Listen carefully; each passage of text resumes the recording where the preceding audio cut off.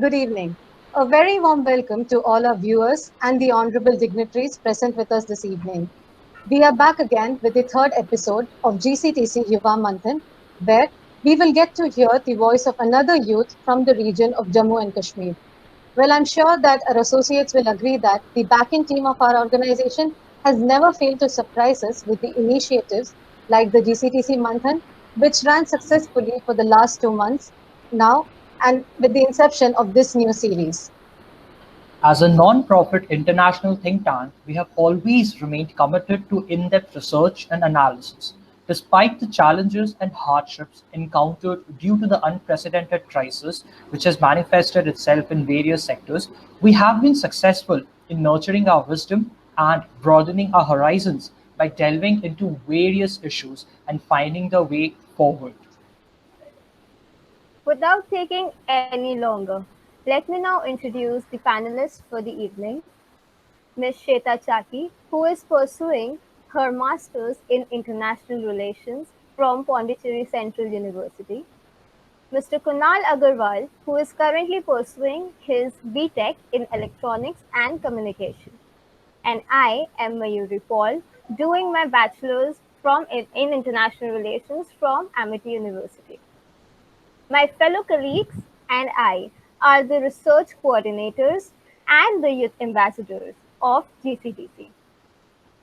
Okay, now coming to the guest of honor for the evening, we have Mr. Ahmad Sarfaraz, who has completed his MTech and is currently an AI and industrial automation engineer working on renewable energy projects. As you can see on the screen before you, he has also worked in reputed companies in the past. Mr. Sarfaraz has always had a keen interest in exploring diverse cultures, people, places, and traditions. We feel that all this has helped him gather the proper understanding of the issues around him, and he definitely doesn't spare a chance to share his knowledge. So, this is exactly why he teaches students for free from 2013. Well, I'm sure all of us are curious to know about Mr. Sarfraz a little more, but let me stop here and go ahead to hear it from him in the meantime.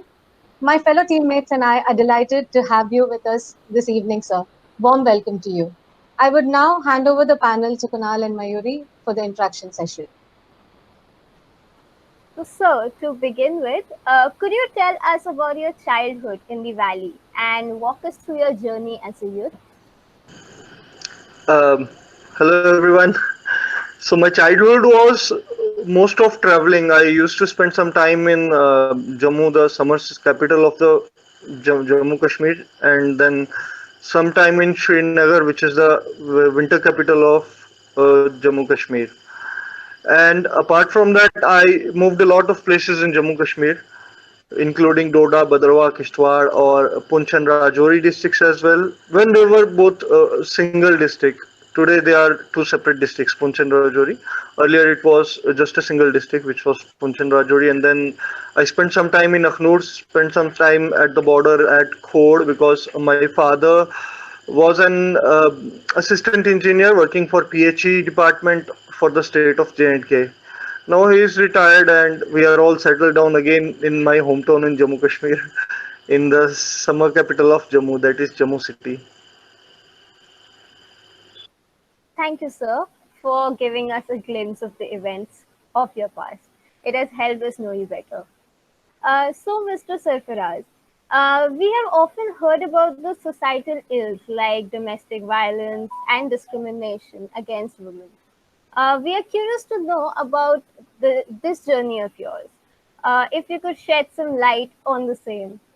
Before you start, this is to notify that we will have a question and answer session in the end. Okay, so I must say that these evils are here in the state of Jammu Kashmir, or we can say the Union Territory of Jammu Kashmir, because in order to solve a problem, first you have to accept that there is a problem, and these problems are there, and I believe these problems are there because of the ignorance and illiteracy of the people of J&K. And if you see, these problems are not in the cities which are developed.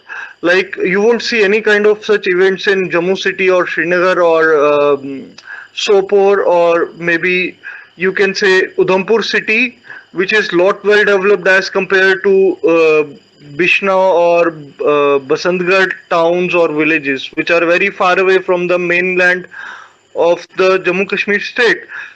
So, because of the topology of this state, the inconnectivity of these villages with the towns or cities, the people there remained ignorant and illiterate. They are unable to travel large distances to gain education, and that generation which was already there has these evils. But if you see the generation of today, uh, living in those areas, they are well educated, and I don't think they are into these things anymore. But the previous generations have these problems, and I think only education can give you a relief of these problems. Otherwise, there is no solution to it.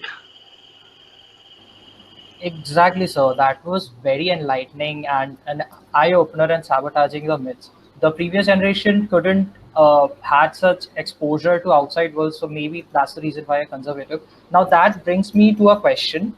Like, if we go back a little in history, we know the a lot of hurtful events have been endured by the people of the region, be it the issue of militancy or the mass exodus of a particular group of people, or constant threats from neighbors, and what not have Jammu and Kashmir endured.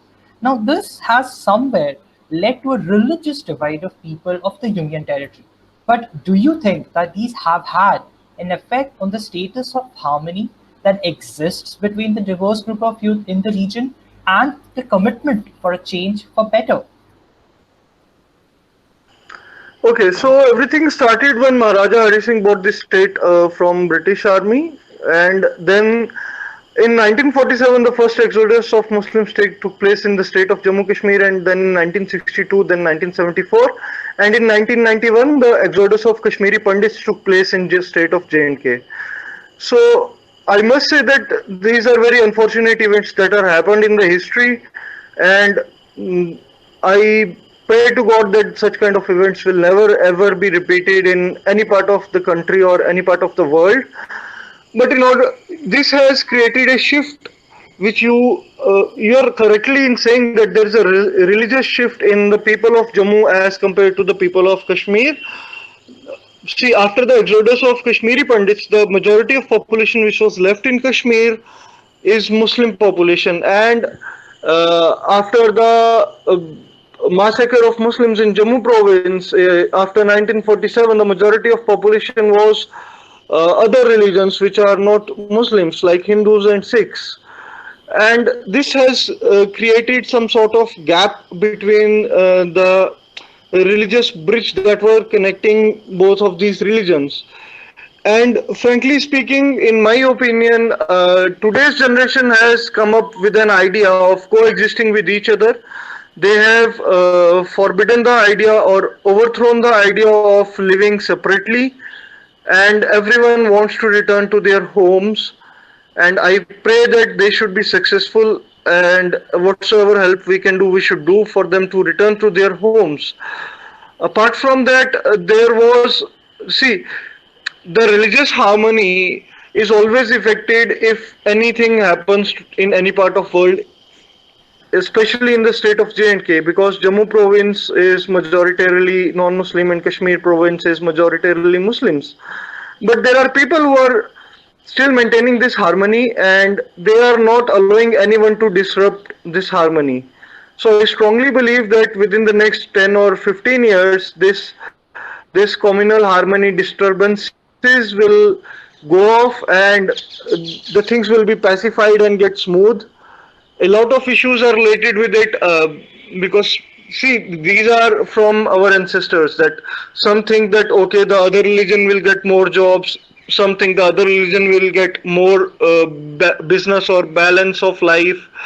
That's why the idea of coexisting with each other was always hindered by communal events that are happening or that may happen in future. But I strongly believe, and I'm very optimistic about it, that these disturbances will go off and will be thrown by our generation in the upcoming next maybe Exactly. 5 or 10 years. Exactly so. So we have already seen that the scars which have been left by 70 years of conflict. But this exact point which you said that in 5 to 10 years we might change. This brings me to my next question, which is going on in my mind for quite a long time. Now, speaking of politics, how do you think that the internal political landscape of Jammu and Kashmir is going to shape up in the future? And what do you think can the youth of not only Jammu and Kashmir but all India can contribute to it to develop a sense of harmony and goodwill? Uh, the internal politics has changed drastically. You see, the mainstream political leaders were detained and their political structures collapsed. If you see the National Conference and People's Democratic Party, which were the only two national political parties of the state of J&K, they are nowhere on the ground now, and there is only Congress and BJP right now in the state, and they are fighting nail to nail in order to gain the political benefits of having the government formed in this union territory. So I believe that there is a solution to this problem. The solution will be, you see, the people of JNK can do two things. There are only two things that they can do. Either they should join the political parties which are already existing, or they should come up with their own political parties. Like we see, there is a guy named Altaf Bukhari. He has come up with his own political party now, and then there was the ex civil servant named.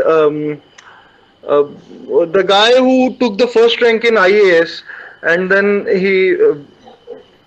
I don't remember his name, but yeah, he also came up with his own political party, and this thing will shape the political era of J&K very differently.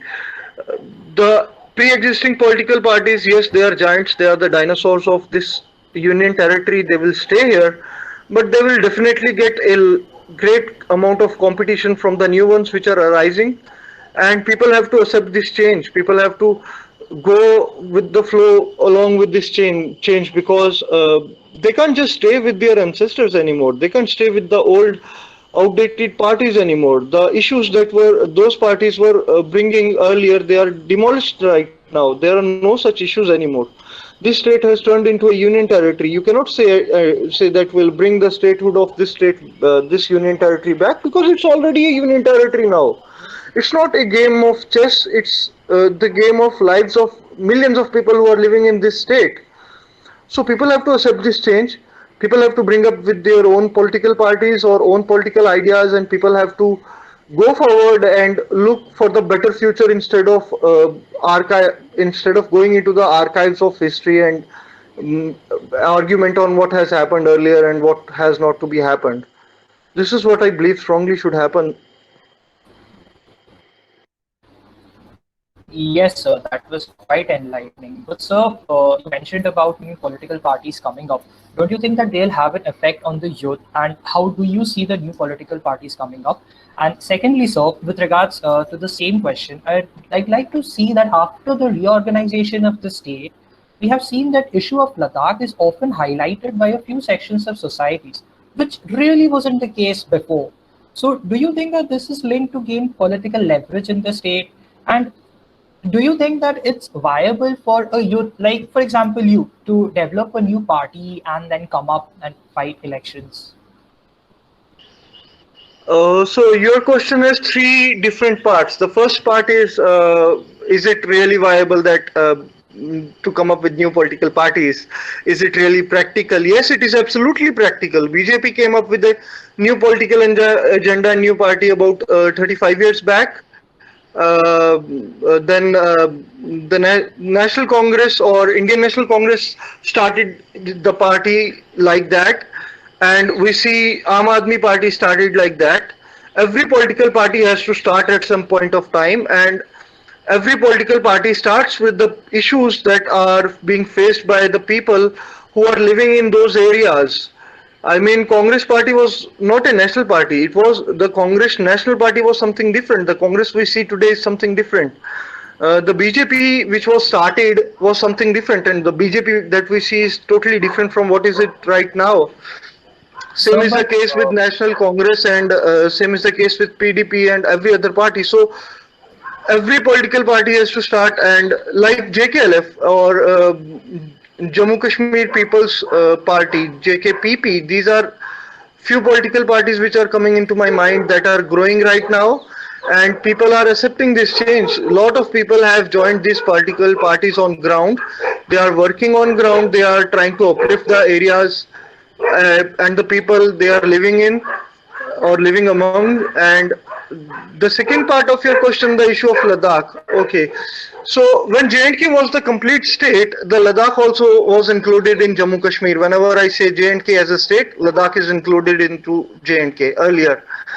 Now, every state, the development process starts from connectivity. Wherever road goes, the telephone line goes, electricity line goes. Okay, so it's not like the electrical lines goes first and then telephone line goes and then the road goes and then the infrastructure, the buildings, multi-story buildings and shopping malls and cinema halls will go there. No, first the road will go, then everything will follow on step by step.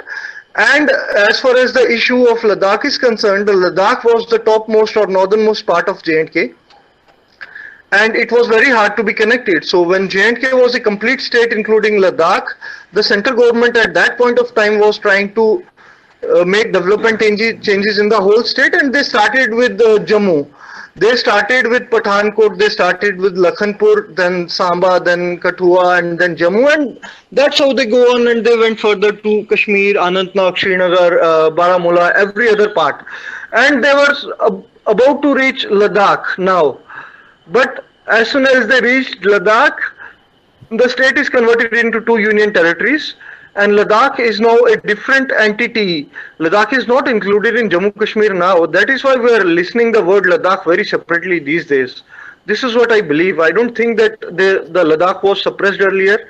I think Ladakh, the issue of development of Ladakh was there earlier as well, but it was included in the state of J&K, and whenever we say we said the name J&K, Ladakh was included in it, but now Ladakh is a totally different entity, it's a totally different union territory.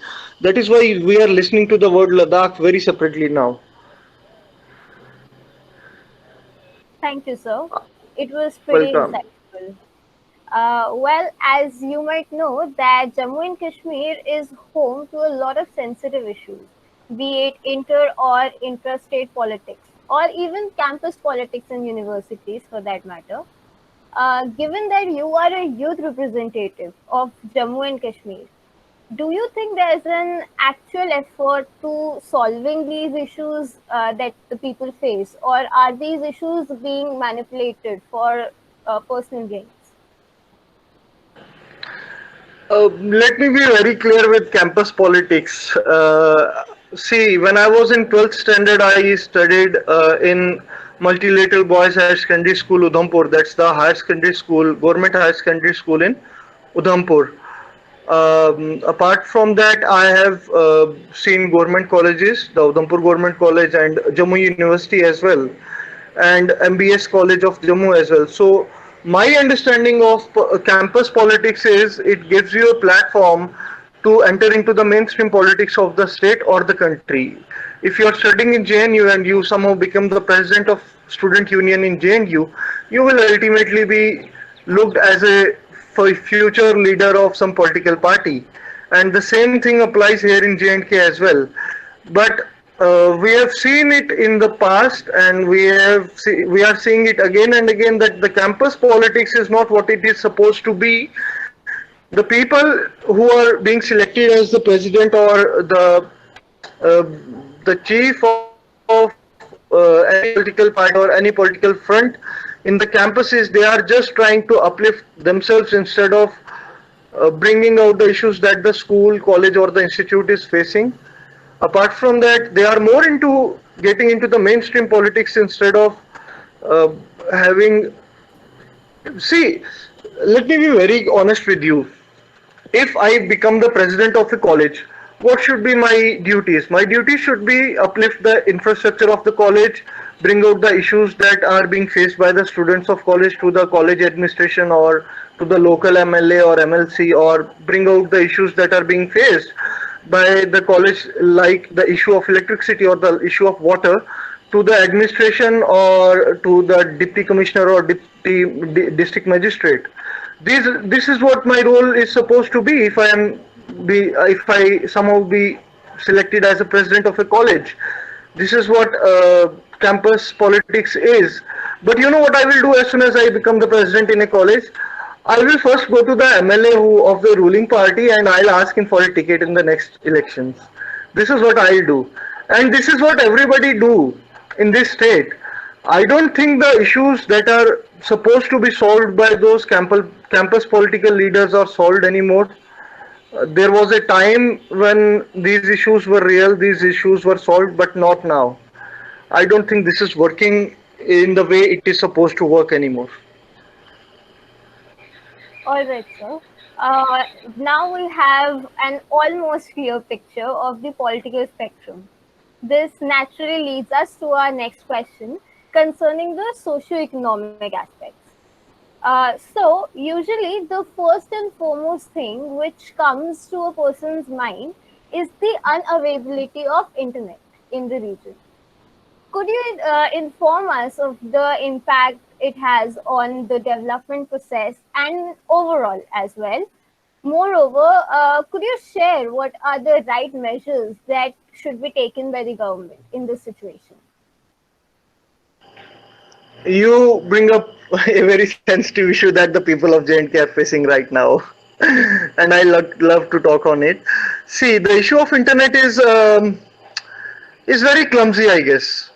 It's not it's not such a issue that we should talk on for a very long time. But yes, it's an issue that we should talk because of the lack of high-speed internet in J&K. You know, every day there are 3 deaths in J&K because of lack of high-speed internet. I'll tell you how.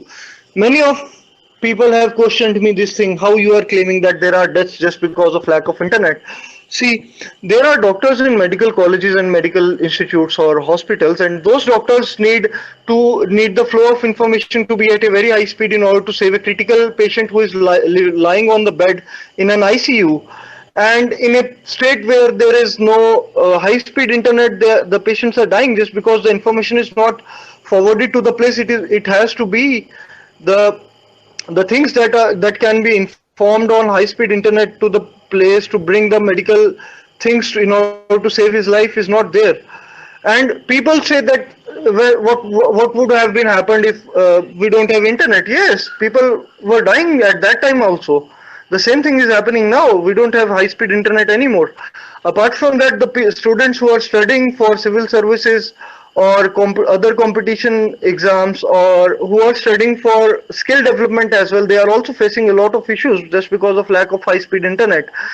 Apart from that, the government machinery has somehow weakened because of this lack of internet, because the government had started turning everything which was on papers into everything which is digital now. The records were being uploaded on internet earlier. Internet applications came out to the access of people in order to solve a lot of problems. But as soon as this high speed internet is gone, that digital picture that we were seeing is not there anymore.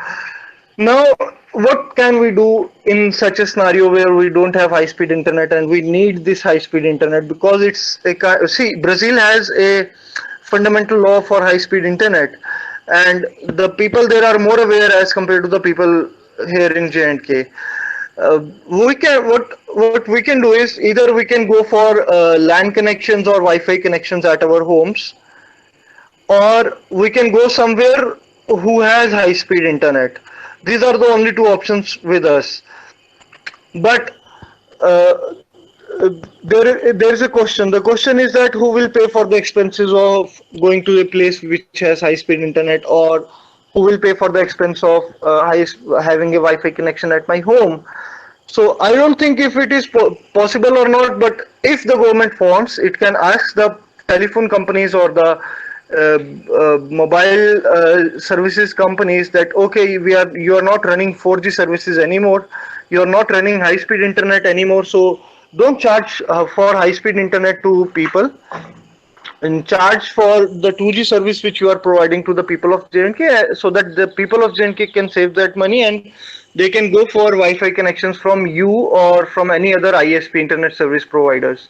So this is a solution from my side, but I believe everyone has his own solutions, and you people will come up with a lot more better solutions than me, I guess. Well, high-speed internet is definitely the need of the hour. Like, we need internet for every single thing these days. Now, let's shift a bit towards the military aspect. So, the armed forces in Jammu and Kashmir have been provided with special powers in accordance with the prevailing situation of the region. However, this has given rise to contempt in the mind of a few. What is your opinion on it? You see, J&K is a very disputed territory right now. Three different countries are claiming their rights on the union territory of J&K. At one side, we have China, who is claiming a large portion of the state of J&K, and then I mean union territory of J&K, and then there is Pakistan, who has is some part of J&K under its administration, but still he is asking for more. And then we have India, who is governing the state of the union territory of J&K right now, and India has to fight with Pakistan as well as China in order to retain its claim on this union territory of J&K. So the military actions are very much need of an or in such a disputed or disturbed union territory. First thing. Second thing, the military action should be. I mean, there should be an audit of military action on civilians.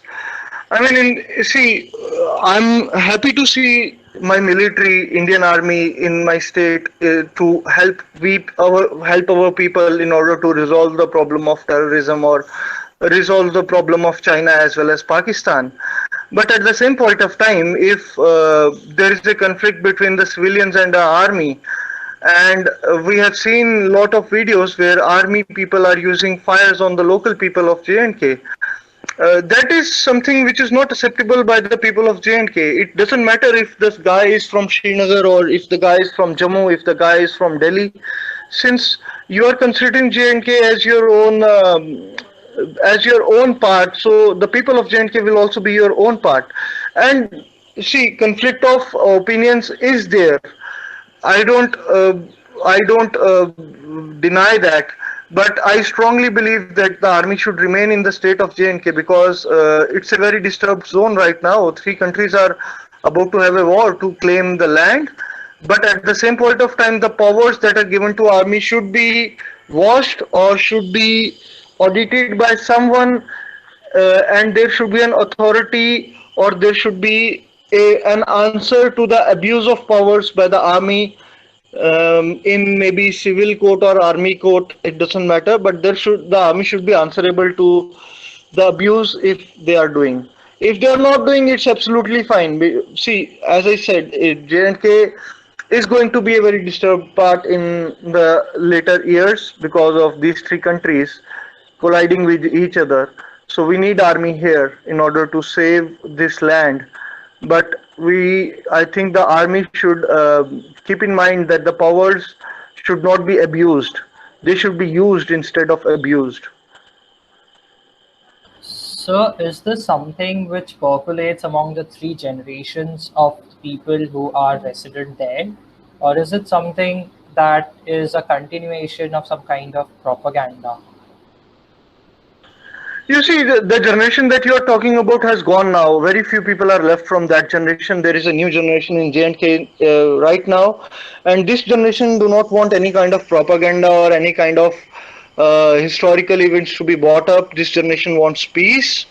If you go to a Kashmiri guy today, if you go to a Kashmiri child today and you will ask him what kind of future you want, he will say, I don't want anything. I just want peace and harmony in my area, and I want good education. I want good food. I want electricity. I want these resources, and I want to live a good life, and I want to make a good future for my people as well.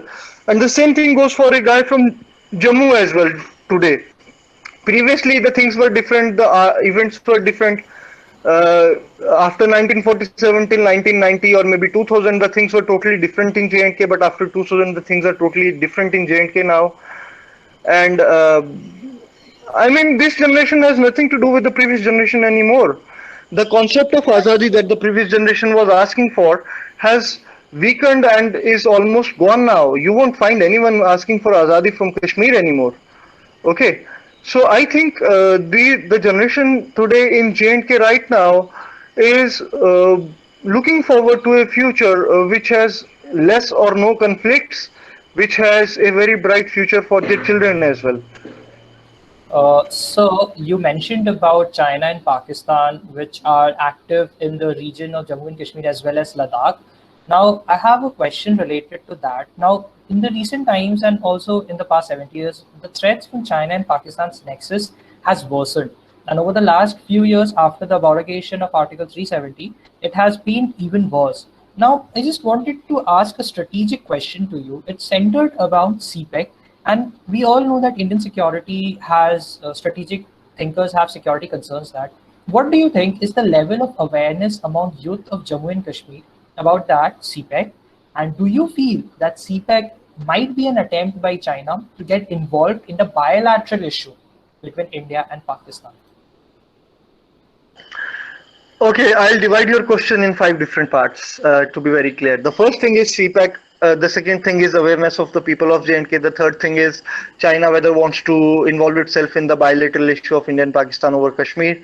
The fourth thing is how people are going to respond to that. And the fifth thing is it beneficial or not? Okay, so I'll go through these questions one by one. The first thing is let me be very clear and very honest with you. The people living in Jammu are not much aware of the geopolitical issues that are going around in the state of J&K. Whereas the people in Kashmir are very much aware of these issues. The people in Kashmir can give you details about CPAC, whereas in Jammu, very few people have this kind of knowledge or this kind of awareness. The second thing is whether China wants to be a part of or is trying to get involved in the bilateral issue.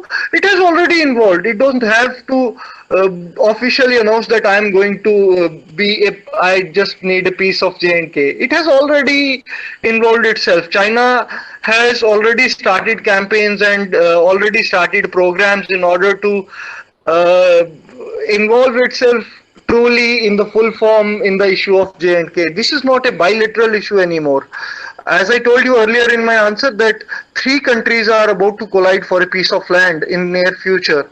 And this is what is drastic. This is what is very disturbing and this is what is alarming because all these three countries have nukes with them. Okay. These are not just small countries like Somalia or Sri Lanka or Bhutan. These are huge countries. Pakistan has nuclear power, India has nuclear power, China is also a nuclear giant. These three countries are going to collide with each other. And it doesn't matter if they collide slowly and steadily or if they have a great war at one single point of time. Ultimately, the people of J&K will have to face the atrocities of these wars. They have to face the outcomes of these wars, these campaigns, and the people of J&K will suffer just because of these three countries colliding with each other. Apart from that, the CPEC, China, I think, has a benefit of getting involved in the trade as well with Pakistan and with India because if Indian government wants, it can get a good benefit from the CPEC, the Chinese-Pakistan Economic Corridor. It can, like India earlier used to have trade with Pakistan from the state of J&K, and at that time J&K was one of the richest state of India. Just because of the trade that is going around with some other country, a state can be rich. So if the government of India wants, they can take it very positively. They can have trades with China as well. I'm not saying don't forget the current situations that China is creating right now. It is my opinion that maybe in future when these situations are solved and the government of J&K wants everything to be peaceful and everything to be flourishing, they can get involved with the CPEC and they can start their own trade with China on the road that China is building. Apart from that, the third thing that you have asked about uh, what measures can we take in order to see the future that we are looking forward to? We can keep ourselves aware. We can keep ourselves educated. Moreover, we can bring up the issues that we are facing right now, like we are doing right now. You have given me a platform to speak up on the issues that the people of J&K are facing, and I believe every citizen of the Union Territory of J&K should do the same thing in order to tell the world that what they are facing right now, and They will definitely get opinions, and we will definitely get solutions to these things. Sir, I'm very intrigued by your answer. But, sir, just picking up one point in which you mentioned that the people of Kashmir are more strategically educated than the people of Jammu. Do you think that No, this I'm not creates. saying they are more strategically educated. They are strategically aware. They are, Okay. see, education and awareness are two different things. They are more aware as compared to the people of Jammu. Jammu people, they Okay. are very calm and quiet. They don't get themselves So, sir, involved. Like me, I'm not going outside and getting myself involved in any kind of skirmish. Whereas Kashmiris sir, can do that. is this a reason for resentment between people of Jammu and people of Kashmir? And as a youth, you have seen childhood in Jammu and Kashmir.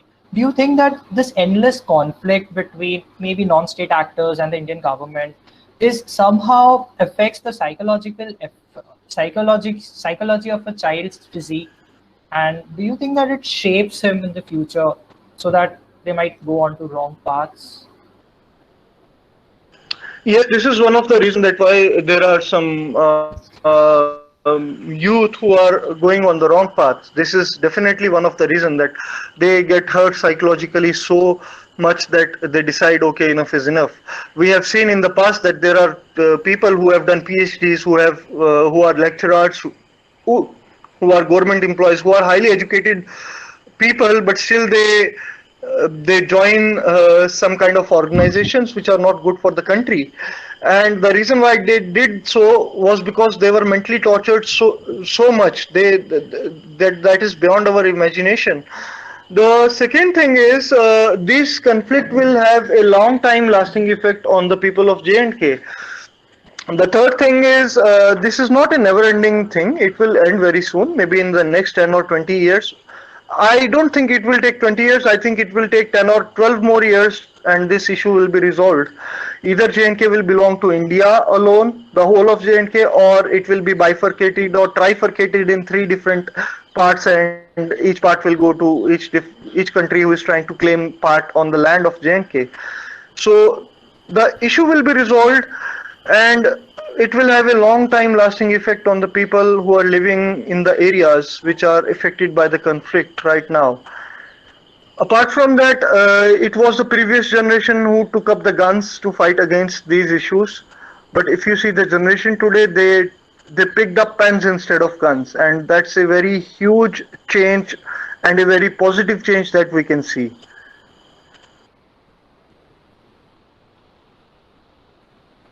Okay, so I think that brings us to the end of the first segment. And thank you, Mayuri and Kunal, for moderating this session with so much ease. And sir, yeah, definitely a lot of thanks to you for placing your points in such a concise manner. And you have been able to throw light on how the topology of this whole region is very much important. And all the happenings that we see is today is because of that.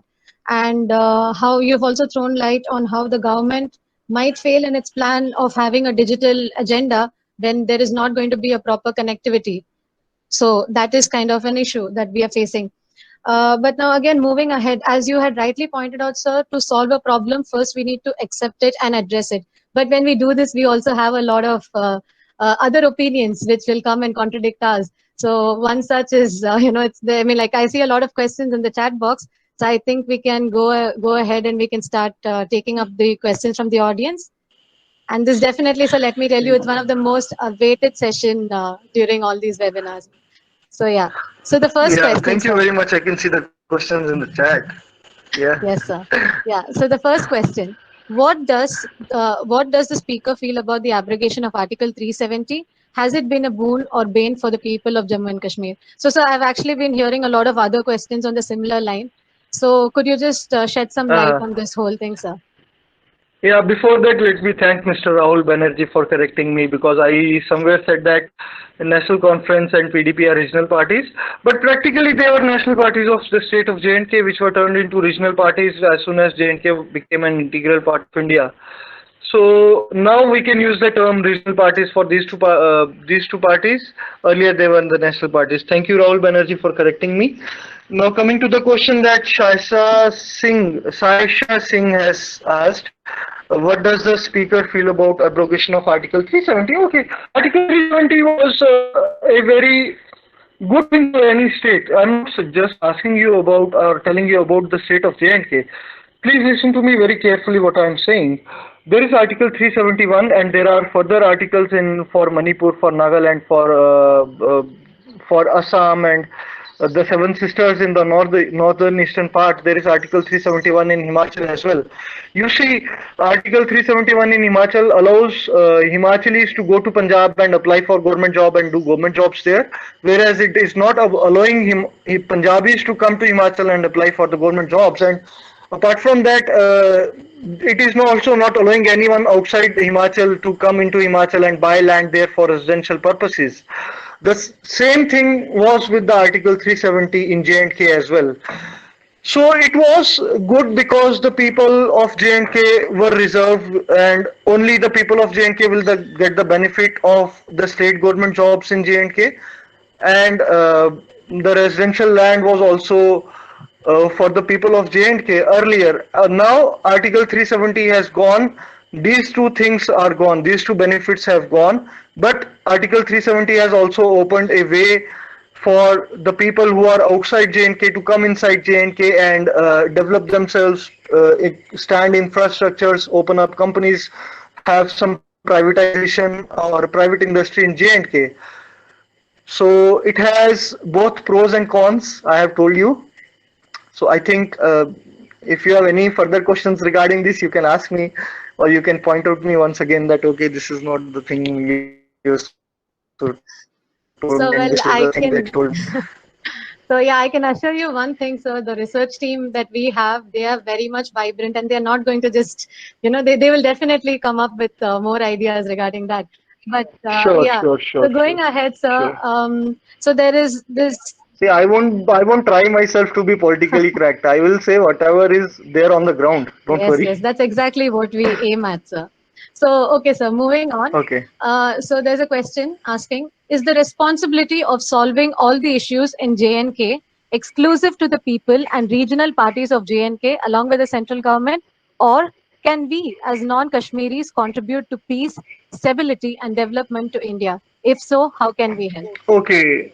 Okay, Mr. Kevin Pillai, thank you for asking this question. You are already contributing yourself to bring peace, stability, and development of India, and you are doing it unconsciously. You see, if even I'll give you an example. If you are going out of your house and you see garbage over there, and you pick up the garbage and keep it aside or put that garbage inside the bin, you are doing a great job for your country. You are doing something which most of the people don't realize, and this shows that how much responsible citizen you are. And you can also do the same thing for the state of J&K. You are also already doing it. A lot of people outside J&K, outside India, or in the other states of India are doing it. They are funding people in J&K, they are funding the government of J&K, they are funding the central government in order to have development projects in J&K. So directly or indirectly, everyone has a key role to play in the development of the state where they are living. Apart from that, the exclusiveness of the people of J&K and regional parties of J&K with the central government is concerned. Earlier, it was only the people of J&K and the state government of J&K which was responsible for whatsoever was going in J&K, because we used to have a chief minister before the abrogation of Article 370. And if you want to go to the archives of history, we used to have a prime minister as well. Sheikh Abdullah was the last living prime minister of J&K, and so they were responsible for the solutions of the issues that J&K was facing. But now, since it is a union territory, central government has a key role to play in the resolving of issues that are being faced. All right, sir. So, so yeah, okay. Moving on, sir, we have Himanshu Patil who's asking us, considering the plight of SCs, especially Valmikis in JNK, why do you think the people of this oppressed community were ignored by the population of JNK collectively until the abrogation of Article 370, after which they became just a vote bank? Okay, Mr. Himanshu Patil, I don't know where have you got this piece of information from. but it's an interesting piece of information. If you see the plight of Valmikis in J&K and compare it to the rest of India, you will see the Valmikis are doing very well in the state of J&K. You won't find the issue of untouchability or sati pratha, or you won't find the issues that women face in the other parts of India are being faced by the people of J&K. Here, the Valmikis are extremely free. They do everything that we people do. I don't think this issue is there. Yes, there are some political leaders, there are some people in J&K who are trying to highlight this thing in a very different way and trying to play a game for the vote bank, or either for their own political benefit or the political benefit of their own political party which they belong to. But the Valmikis are doing good in J&K. They are not facing any kind of issues. And even if they are facing issues, the people of J&K are very helpful to each other. They are you see, I have spent time in Punjab, I have spent time in Delhi, I have spent time in Lucknow, Chennai, Kolkata, Hyderabad, Tamil Nadu as well. But I have seen only one thing. Don't take it as if I am a citizen of J&K and I'm praising my own state. I'm very honest and I'm telling you what is on the ground. If you are going to ask for way in Delhi, nobody is going to help you. But if you come here and ask for way or ask for an address to someone, he will take you on his bike or on his car to that address which you are asking for. So the people of J&K are very much helpful to everyone. The people of J&K are never discriminating on the basis of caste, creed, color, or religion. I have never seen it in J&K. And I'll say that things will keep like that. And even if there are some disturbances, I'll try my level best to keep the things like this way they are going on. I'll do my level best to meet each other. I won't let these issues from outside come inside JMK. Okay, so I have this counter argument that I got from Himanshu Patel. If I could just notify that, sir. So he says that, sir, they are not even allowed to work as anything else other than sanitation workers, and Sati Pratha is not followed by Bahujans. No. It's not that they are not allowed. They don't do work anymore. So you see, it is not like that. What do you think a country like India is?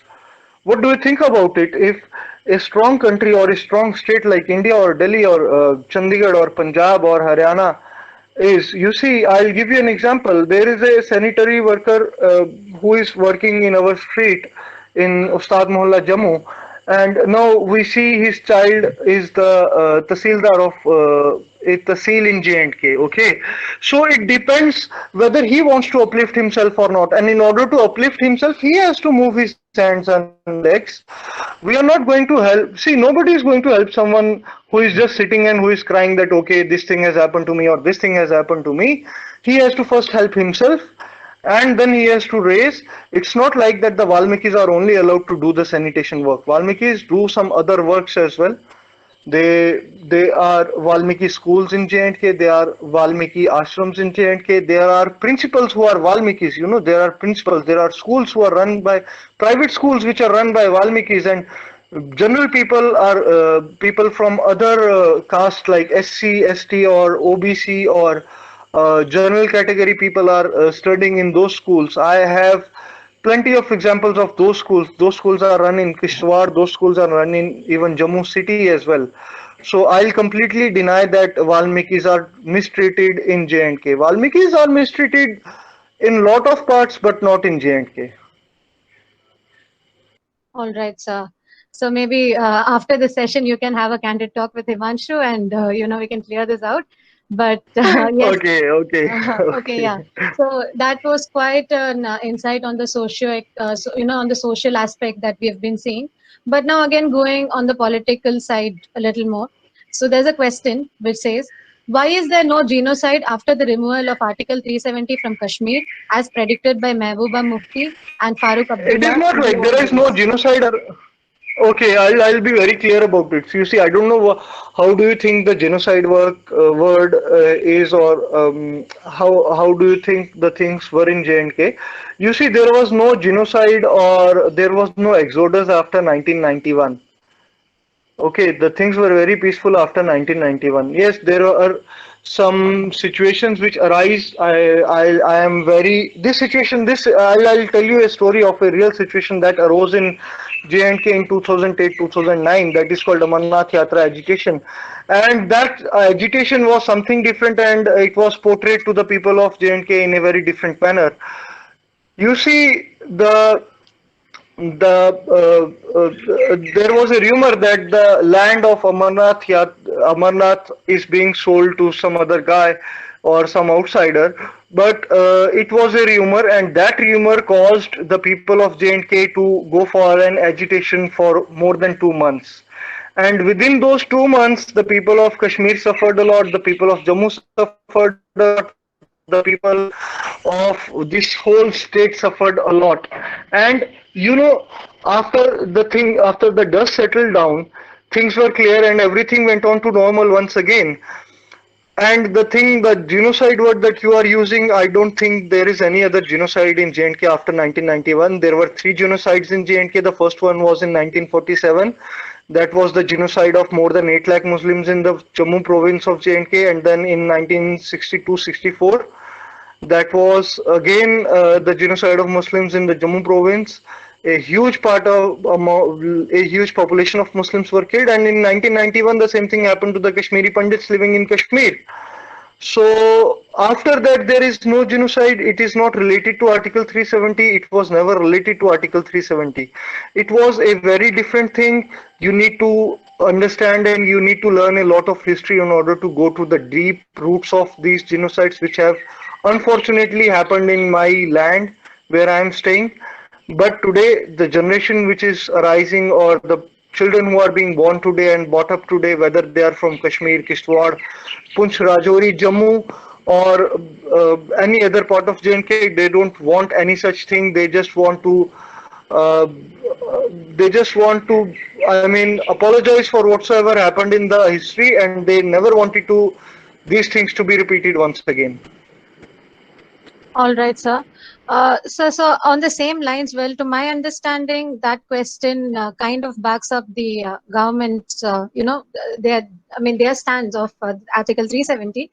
But I mean, like it's fair enough to address it that way. So, well, we have another question on that. Based on the TRAI's report to study on internet subscription among Indian states in August 2018, J&K has just near 20% subscription. Taking the figure as per August 2019, Mr. Sarfaraz, how can you claim loss of lives which are due to in the curbs of internet connectivity?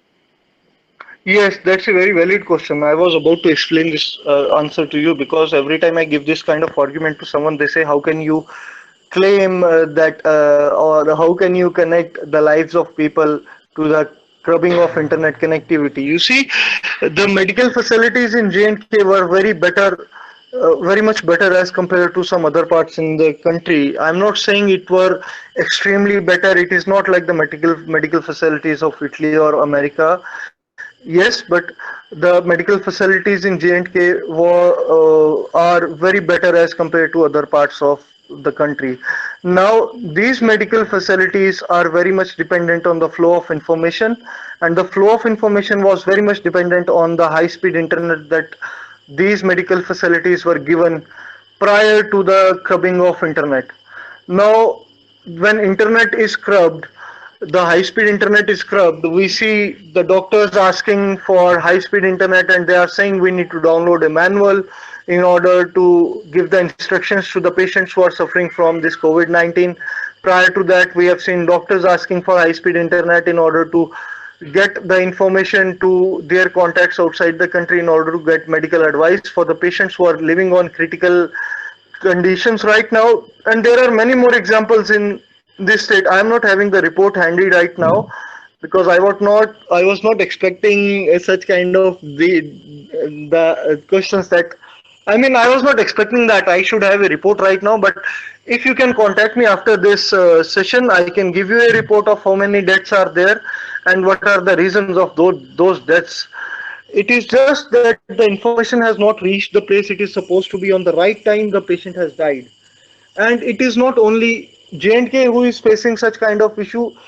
You club internet in any other state and you will face the same things right now.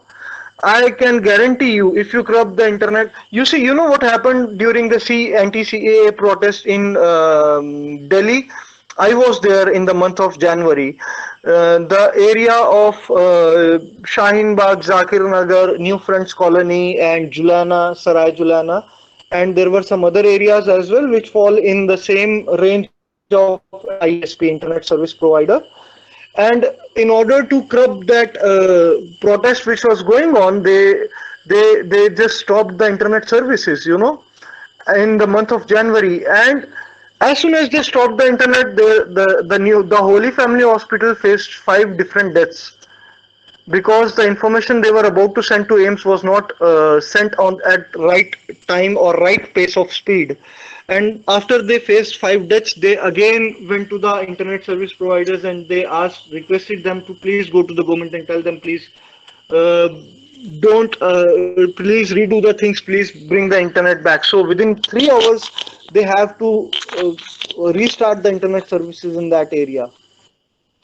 And this is a very live example which I have seen with my own eyes, and I have data to back up my argument. And it is not only related to the lives of people, it is also related to the future of the generations that are living right now. You can see that people everywhere around the world are reading and learning from internet nowadays. Nobody is going to a physical class, whereas in J&K, the schools are asking children to download WhatsApp in their phone so that they can distribute or they can send written notes, and there is no explanation of these notes.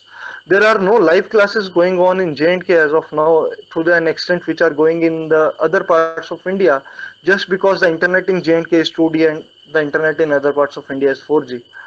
I hope this has made you somehow understand what I was trying to say. And if not, you can always contact me. I am very much open to opinions and discussions always. Yes, sir, definitely.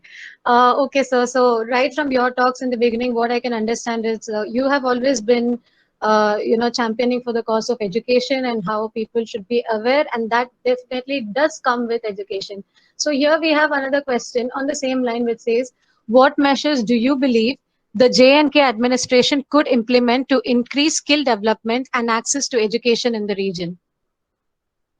Okay, so the first and foremost thing is they have to bring out more programs that the programs which were already there. The government of J&K was running programs like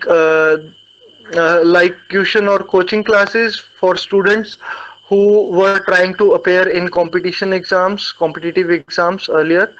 Those students who were trying to appear in IAS, KAS, or JKCET, the government of J&K has earlier started programs for those students at a very low cost.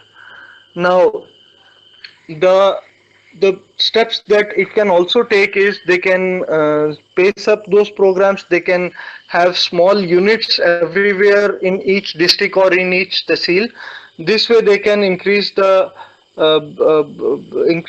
job availability, as well as this can also increase the awareness among the people of J&K to get more involved in these kind of exams.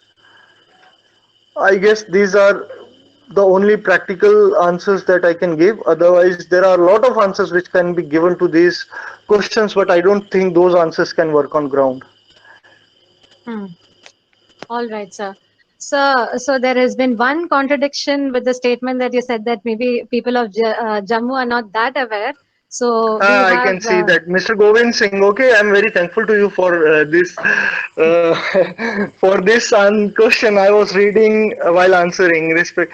Okay, you see, don't take it very personally. I'm not saying that the people of J&K are not very well aware. The people of Jammu's province are aware, but they are not aware as the extent of to which the people of Kashmir are aware, and there is a very definite and very practical reason for that. The people who are living in Jammu province, like me, like you, and like other people, they have never faced the atrocities of living in a war zone or living in an area which remain closed for 8 months from in a year of 12 months. Okay, so Kashmir Normally, Kashmir is closed for 8 months in 12 months, whereas in Jammu province, it is the things are not like that. Apart from that, Kashmir has more connectivity to the outer part of the world as compared to just the Jammu province, especially the Jammu city or the Jammu summer region of Jammu province. And the reason being the availability of resources. You see, the province of Jammu lacks water, it lacks forest, it lacks wood, it lacks natural resources. The only thing that is helping the Jammu province is the trade Jammu, the people of Jammu do when someone from outside comes, or when there was a secret move, or when there were some distribution of things to the state. In contrast, in Kashmir, the people living there have a totally different lifestyle. They have contacts to the outside world because their trade is dependent on the resources they have. Their trade is not dependent on the transport, and the trade that is they have their own industries in Kashmir, which require water, which require wood, which require raw materials as well. The zinc industry is there, the coal industry is there, the electricity plants are there, and with huge potentials. I'm not saying Jammu province is lacking. Jammu province also has, but Jammu province do not have things to an extent which Kashmir province has.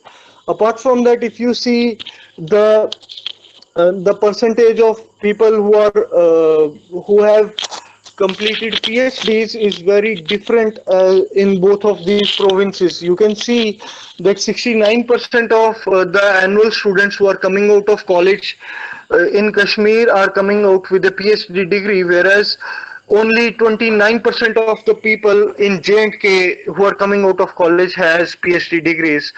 Apart from that, almost 30,000 students every year come out of college with their graduation degrees from the province of Jammu. This is a raw estimate which I read a few months back. This might have changed.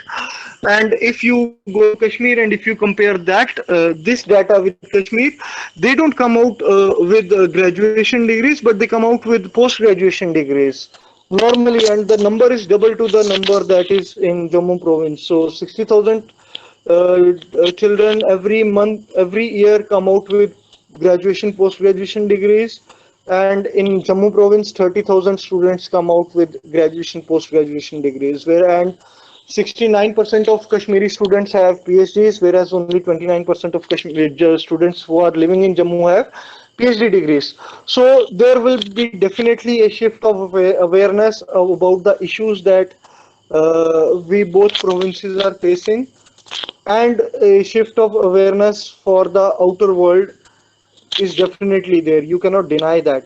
Apart from that, don't take it low, or don't take it too personally. But this is the reality that I am telling you. I am also a Dogra. I am also from Jammu, but this is reality. My sister has done PhD. I have done masters, and my thinking is, why would I need a PhD? Whereas my juniors who were in BTech with me, they have done PhDs right now, and they were Kashmiris.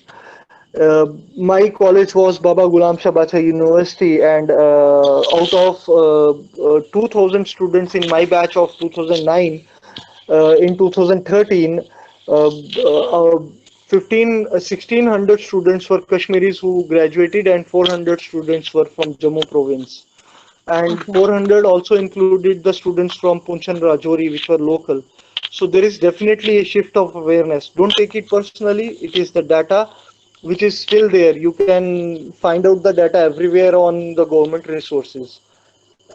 You Okay. want resources? Yes, there are resources. You can simply go to the you can file an RTI if you want. You will get this data very easily. The most easy way to get this data is to file an RTI. You will get this data Okay. in 2 weeks or 3 weeks. Well, thank you, sir. Thank you for that. And Welcome. yes, so when there is a subject that's being debated upon or even discussed upon, there is definitely we are bound to have different opinions, and one might speak on what they read, or one might speak on what they experience.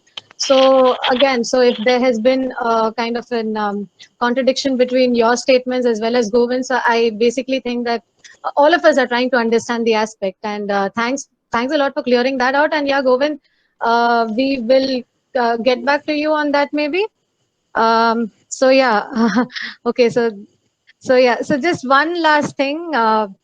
So yeah, so Mr. Rahul Banerjee has pointed out that the Yeah, I RTI will can show us read the that. youth of Jammu are less aware than the youth of See, Kashmir. Rahul, I'm not criticizing the people of Jammu or I'm not praising the people of Kashmir. I'm just giving you the data which is already there. It's like the people of Kerala, 89% of the people of Kerala are literate. They have the basic education and they have higher education as well, whereas only 56% of the people of J&K are literate. Okay, so what do you think? Am I going to protest that? Okay, how come you Keralites are more aware or more educated than we people? It's not like that. Uh, the same thing goes with the Gujarat as well. Same thing goes with Delhi as well. There are always a knowledge gap or a gap of awareness among people, and the data is already there. If you want, you can try filing an RTI. I'm not saying that you should not. I am rather telling you that go file an RTI or go to any institute, go to the Jammu University website. You will understand that how many Kashmiri people get graduation a year and how many non-Kashmiri people in J&K get graduation a year, or maybe PhDs or MPhils a year. So it's not a thing to argue, it's a thing to understand. I mean, I'm very open to opinions that you guys are having. I'm very pleased to hear from you guys that what do you think. You are by the way, they are Okay, not releasing such data that's which that's you are that's talking okay. So about. I think That's yeah, why I told you that file an RTI. Don't worry, file an RTI. They'll definitely give you data. I filed an RTI in 2008 before joining electrical engineering and renewable energy resource engineering in Baba Ghulam Shah Bacha University. And I got the answer to my questions. That's why I joined this engineering stream instead of joining civil engineering or instead of going to the medical stream. This is what I am saying. all right, sir. Right now, I am using my phone here. One Okay, second. just forget about Yeah, it. I can so it's not understand an how the issue. feeling. So, Yeah, so the whole issue, so as we have been addressing it, is sensitive. So it is when spoken about it, it's definitely close to everybody's heart. So it's bound to happen. yeah, But yeah, so I think Mr. Sarfraz is just putting his points. So I mean, like we can definitely have an external discussion, as already mentioned. We can all go yeah. back to Don't worry. statistics again because I mean it's very hard on my at least my end to remember statistics. So, anyways, so yeah, so that kind of brings us to the end of this session. So, sir, the last 1 hour, I think 1 hour, 5 minutes to be exact, has been, it has been very much interesting. I really didn't know how time passed. That is because of the interaction that we had with you, and as well as the questions that were posted by the fellow young youth. So, this initiative, I think, was, formulated with the aim of elevating the voices of the youth to the government. So, with a discussion of this kind, there is definitely an outcome. A lot of people are going to listen to us. So, I think we are moving in the right direction. And there's only one last thing that I humbly want to post my or place my point here is that anything that we do, there has to be a balance that needs to be struck. Yes, agreed that this has been a very troubled region, and like if we start talking, I think 1 hour is not enough. It's just going to go on and on. But each of us should try and put each other, like we should think from the other person's perspective also, and we are only going to come out of this emerge victorious only if there is going to be a slight change in the attitude, be it in the attitude of the people, be it in the attitude in the government, or be it anybody. So if there is not going to be, it's always a give and take. So I think that is how it goes for the people as well as for the government. So let's Yeah, not just kind of batter about all the negative things, but yes, that definitely needs to be addressed, like how we are doing now, and the government maybe has to enhance its ways in connecting to the people, so that the plight, like as you said, or as many people are mentioning, is not being heard in the right place and in the right time. So there has to be a middle stand which has to come. And so yeah, as I mentioned, we are coming to the last segment. Can I have the closing comments? To start with, I would ask Kunal Agarwal to just say a few words. Yeah, for me, it was the last 1 hour was very enlightening, and Sheta has already summed up what I wanted to say. I just wanted to say that there are many aspects which you highlighted. So, and I think it's a lot to think about. We live in a democracy, and because of that very reason, I'm sure we'll come up with many other facts about JNK, and with this interaction, we'll understand more about the ground realities of that area, and hence Thank you, Kunal. Yeah, thank you, Kunal. So Mayuri, do you have anything to say? Well, it was a very interesting and overwhelming session. Thank you so much, sir, for being a part of this. Thank you. And yeah, thank you so much, Mayuri. And sir, yeah, coming back to you, do you want to just say a few words as your closing statement, sir?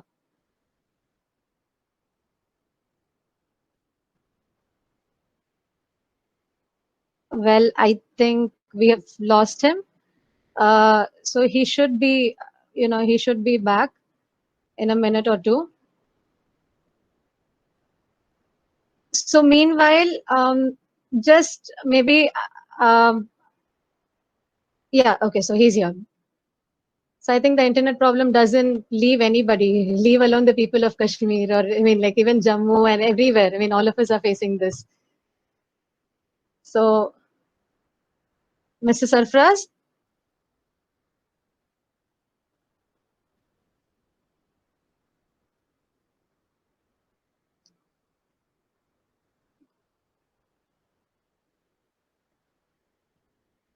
Mr. Sarfraz, can you unmute yourself, please?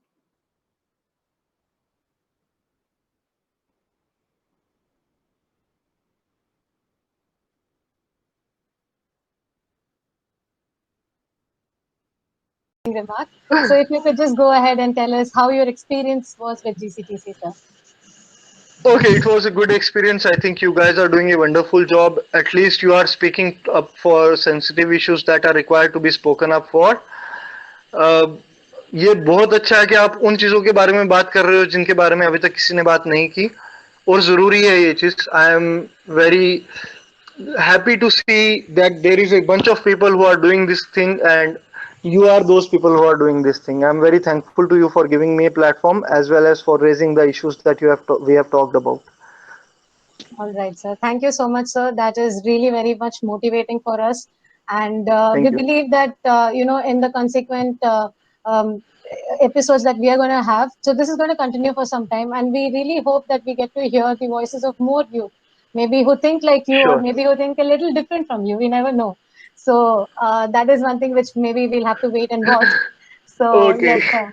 Okay. So this was definitely a very nice session. Thank you so much, sir, for again taking Thank you time very much. Thank you talking very to much. us, sir. I think we thoroughly enjoyed. What I want to say is, I mean, we had a conversation with him in the beginning, and he really felt that this sort of initiative or this sort of a talk has to be advanced by a lot of us, because this is something which cannot go unheard or unnoticed. So yeah, so we would like to close this session by thanking Mr. Sarfraz for joining us today and taking time to speak with us and sharing his opinions. And at last but not the least, a lot of thanks to all our viewers and our audience who's been very patient with us. Thank you so much. Do follow us, and yeah, so that is it. Thanks a lot.